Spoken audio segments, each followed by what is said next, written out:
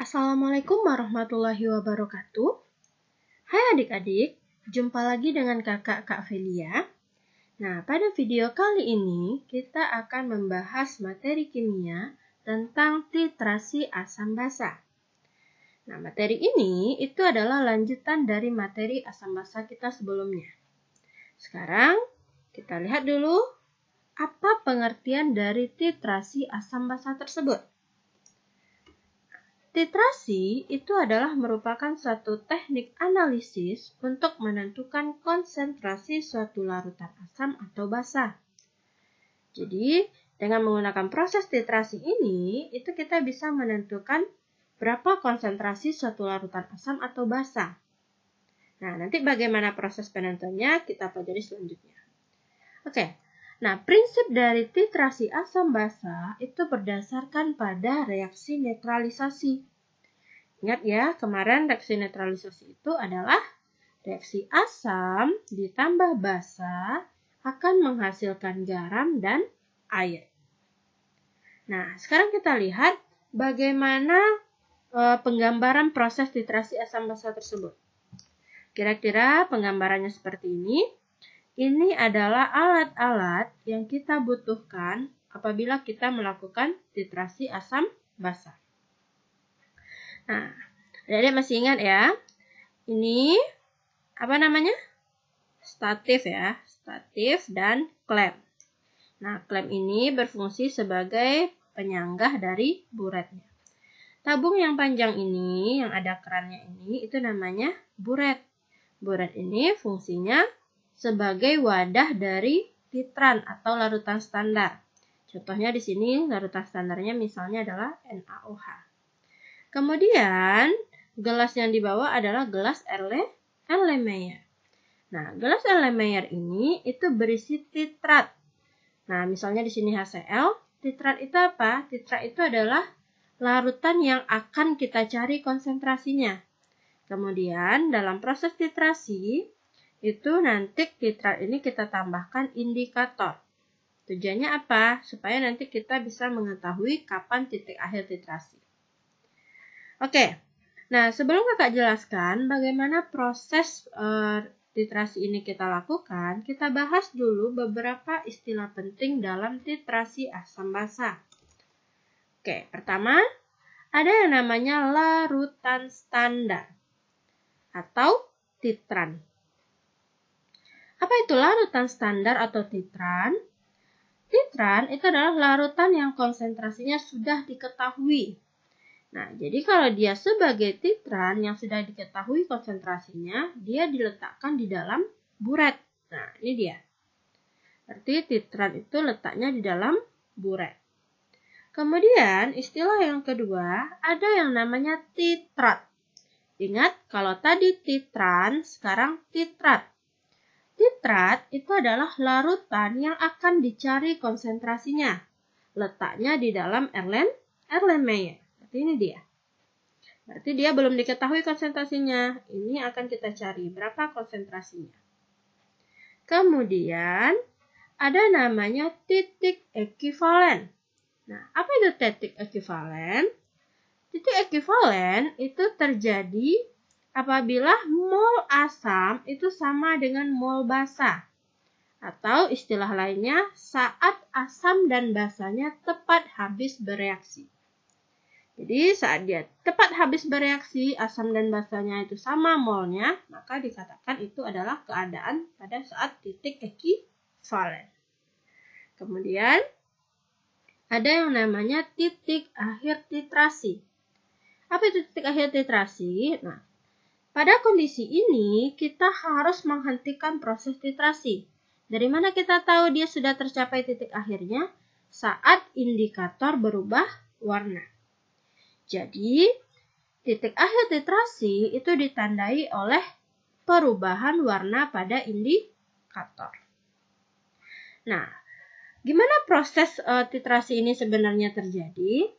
Jadi, di sini kita punya misalnya HCl sebagai titrat yang belum diketahui konsentrasinya. Kita tambahkan indikator. Indikator ini kita sesuaikan dengan rentang pH-nya. Bisa saja kita pakai phenolphthalein, bisa saja pakai bromtimol biru, metil merah, dan lain sebagainya. Kita cocokkan aja dengan larutan apa yang akan kita titrasi.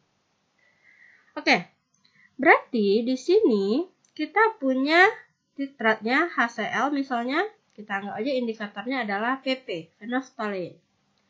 Nah, setelah kita masukkan, misalnya kita ambil volumenya terserah mau berapa, misalnya 20 mili atau 25 mili. Kemudian kita titrasi dengan NaOH. Bagaimana prosesnya?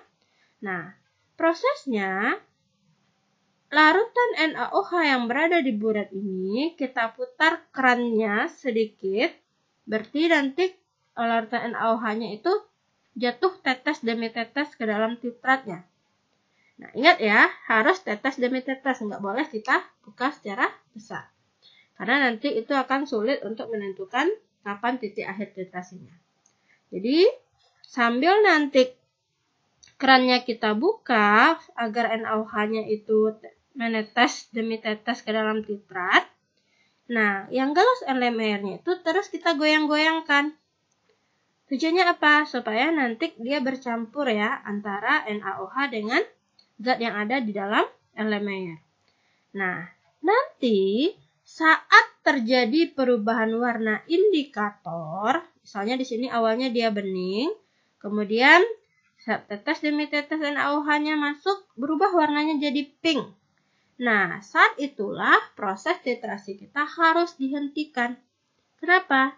Karena hal tersebut menunjukkan bahwa titik akhir titrasinya telah tercapai. Nah, jadi dalam proses titrasi, kita mengupayakan bagaimana supaya titik akhir titrasi kita itu sedekat mungkin dengan titik ekivalen. Nah, kalau titik ekivalen ini kan berarti secara teorinya ya, titik ekivalen itu terjadi saat mol asam itu sama dengan mol basa. Nah, kita upayakan bagaimana proses titrasi kita ini titik akhirnya juga mendekati titik ekivalen.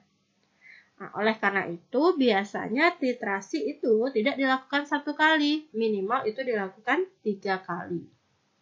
Oke, seperti itu. Kita lanjutkan.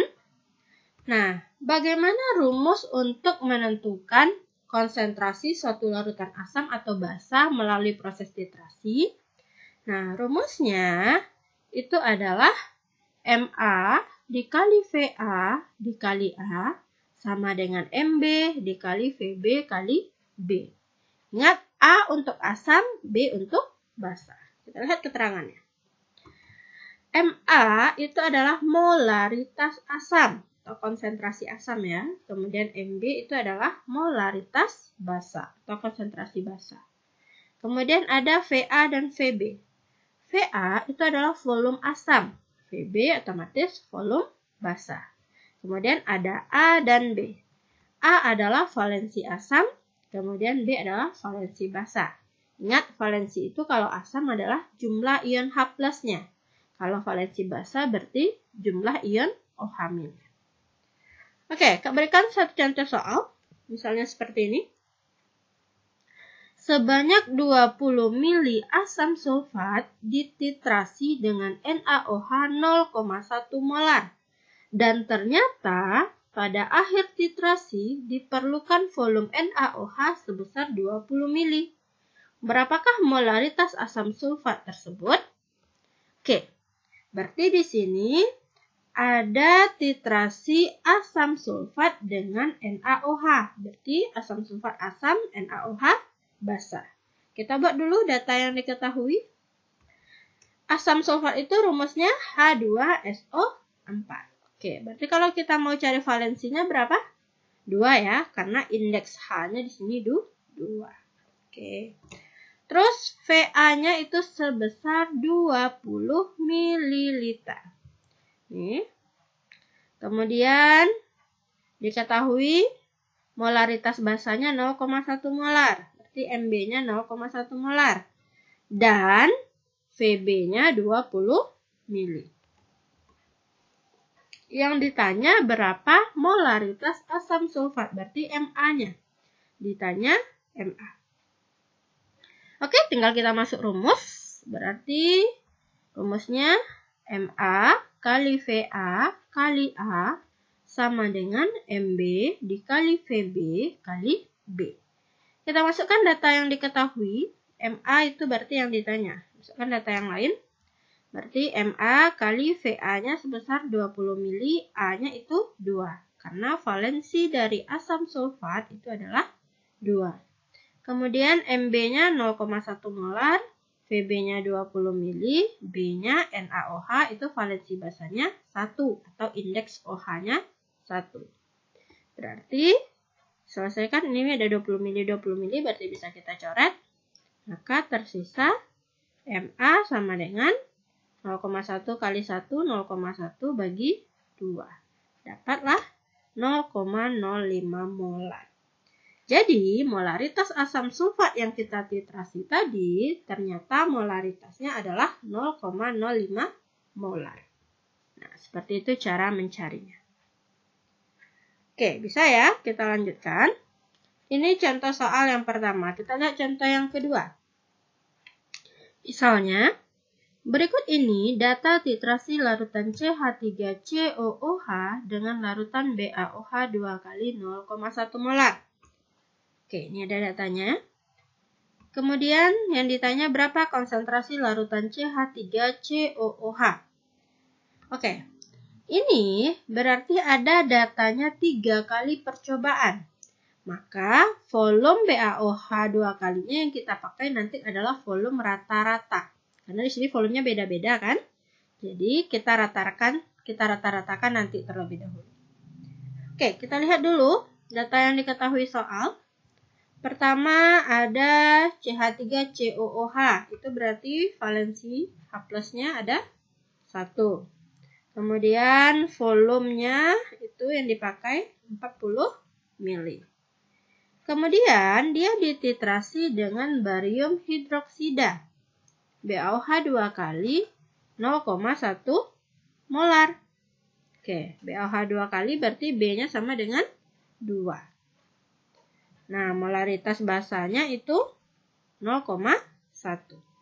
Nah, untuk volume basanya kita harus cari rata-ratanya terlebih dahulu. Berarti VB sama dengan 24 tambah 25 tambah 26 dibagi 3. Dapatlah 25 mili.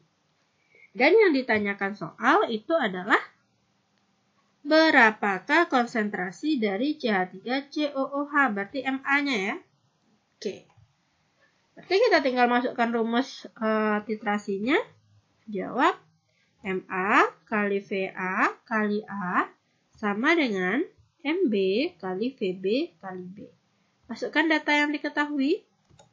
Berarti MA kali VA-nya 40 mili kali valensi asamnya 1 sama dengan MB-nya 0,1 volume basanya 25 mili dan valensi basanya itu ada 2. Karena indeks dari ion OH-nya itu 2. Oke, kita selesaikan. Berarti MA sama dengan dikalikan ya. Ini 25 kali 2 50 kali 0,1 berarti 5 bagi 40 kali 1 40. 5 per 40. Dapatlah MA-nya 0,125 molar. Oke, bisa dipahami sampai di sini ya. Itu untuk hitung-hitungan titrasi asam basa. Selanjutnya kita lihat lagi kurva titrasi asam basa. Nah, pertama kita lihat dulu ada kurva titrasi asam kuat dengan basa kuat. Nah, untuk ini kita harus tahu dulu siapa yang dititrasi dengan siapa. Nah, jadi kalau kalimatnya seperti ini, kurva titrasi asam kuat dengan basa kuat. Artinya asam kuatnya dititrasi dengan basa kuat. Asam kuat letaknya di dalam Erlenmeyer sebagai titrat, sedangkan basa kuat itu letaknya di dalam buret sebagai titrat.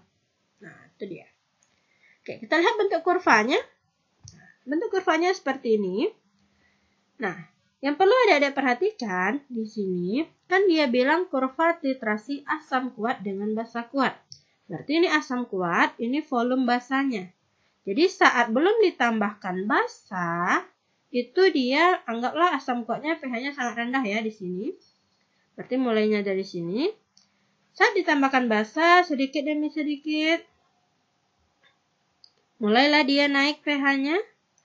Nah, sampai nanti dia mencapai titik ekivalen di pH sama dengan 7.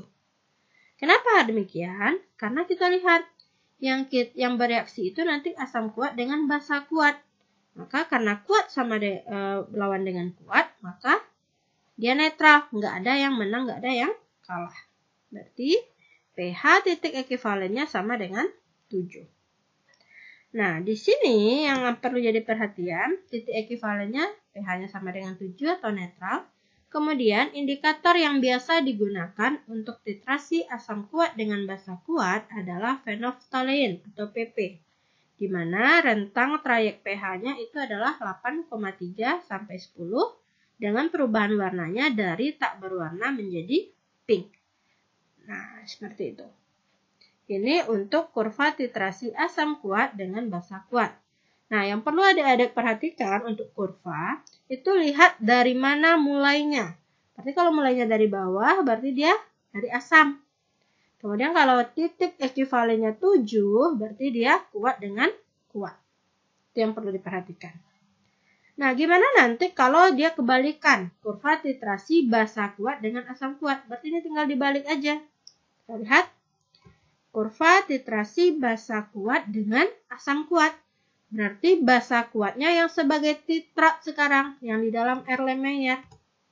Sedangkan asam kuatnya itu sebagai titran atau yang berada di dalam buret. Nah, kurvanya kita lihat. Berarti di sini sebelum kita tambahkan asam kuatnya, pH-nya anggaplah di sini mendekati 14 awal ya. Kemudian seiring ditambahkan asam sedikit demi sedikit, pH-nya mulai turun sampai nanti ekivalen di pH sama dengan 7. Kemudian kalau ditambahkan lagi, pH-nya nanti sampai ke pH asam kuat. Nah, jadi kita lihat aja nanti. Mulainya dari atas, berarti dari basa. Berarti basa yang dititrasi. Di sini karena dia mendekati 14, berarti basanya basa kuat. Kemudian titik ekivalennya sama dengan 7, artinya dia kuat dengan kuat yang dititrasi. Kesimpulannya, titik ekivalennya pH sama dengan 7, indikatornya masih phenolphthalein atau PP. Nah, seperti itu. Kita lanjut untuk kurva titrasi asam lemah dengan basa kuat sekarang. Berarti asam lemah yang berada di dalam Erlenmeyer sebagai titrat. Sedangkan basa kuatnya berada dalam buret sebagai titran. Oke. Nah, kita lihat kurvanya. Nah, kurvanya seperti ini. Lihat lagi, tadi kakak bilang kita perhatikan dari mana garis awalnya dimulai dan titik ekivalennya. Lihat, karena dia adalah asam lemah, berarti dia mulainya dari sini ya, kira-kira 3 atau berapa gitu. Pokoknya tidak terlalu di bawah, karena semakin ke bawah berarti semakin kuat asamnya. Berarti anggaplah dia di sini, kita anggap 3 pH awalnya. Kemudian kita tambahkan basa kuat sedikit demi sedikit sampai nanti dia mencapai titik ekivalennya itu pasti berada di atas 7. Kenapa? Karena di sini lemah lawan kuat. Asamnya lemah, basanya kuat. Otomatis pH-nya cenderung mengikuti yang kuat. Berarti pH-nya pH basa. pH basa itu besar dari 7. Maka titik ekivalennya itu pasti besar dari 7 pH-nya ya. Oke, nah di sini kita lihat kalau dia titrasi asam lemah dengan basa kuat, di sini ada daerah yang pH-nya itu tidak berubah jauh gitu, tidak berubah drastis dengan penambahan basanya. Daerah ini dinamakan dengan daerah buffer asam. Oke, buffer asam berarti penyangga ya. Dia mempertahankan nilai pH-nya agar tidak berubah drastis. Oke, Yang perlu kita perhatikan untuk kurva titrasi asam lemah dengan basa kuat, nah, titik ekuivalennya pasti pH besar dari 7 karena dia lemah lawan kuat. Basanya yang kuat berarti pH-nya pH basa. Kemudian indikatornya biasanya masih digunakan phenolphthalein dengan rentang trayek pH 8,3 sampai 10 dan perubahan warnanya dari tak berwarna menjadi pink. Nah, seperti itu. Oke, kemudian kita lanjutkan. Untuk yang terakhir itu kurva titrasi basa lemah dengan asam kuat. Oke, ingat kalau dia disebut lebih dulu, berarti dia sebagai titratnya berada di dalam Erlenmeyer. Sedangkan yang asam kuatnya ini berarti sebagai titran yang berada di dalam buret. Oke, kita lihat bentuk kurvanya. Nah, di sini yang berada dalam Erlenmeyer sebagai titrat adalah basa lemah. Berarti garisnya dari atas tapi tidak di 14, kira-kira 12 atau 11 ya. Nah, di sini garisnya dimulai, kemudian dengan penambahan asam kuat lama-lama pH-nya turun, sampai nanti berada di titik ekuivalen di pH kecil dari 7 atau pH asam. Kenapa? Karena reaksinya itu antara basa lemah dengan asam kuat. Jadi yang kuatnya itu yang asam, maka lemah lawan kuat menang yang kuat. Berarti dia pH-nya menurut yang kuat. Karena pH-nya yang kuat itu asam, berarti pH-nya pH asam, kecil dari 7. Oke, kita lihat di sini yang pentingnya. Nah, di sini ada juga daerah yang cenderung untuk mempertahankan harga pH-nya. Maka daerah ini itu dikatakan sebagai buffer basa atau penyangga basa, mempertahankan pH. Oke. Kemudian di sini pada kurva titrasi basa lemah dengan asam kuat, itu titik ekuivalennya pH-nya kecil dari 7. Pada titik ekuivalen pH-nya kecil dari 7. Nah, indikator yang biasa digunakan itu adalah metil merah dengan trayek pH-nya 4,2 sampai 6,4 dan perubahan warna dari merah menjadi kuning. Nah, oke. Kira-kira itu penjelasan untuk materi titrasi asam basa. Untuk soal-soal SBMPTN-nya dan soal-soal UTBK-nya kita bahas di video terpisah ya. Oke, kakak tutup. Assalamualaikum warahmatullahi wabarakatuh.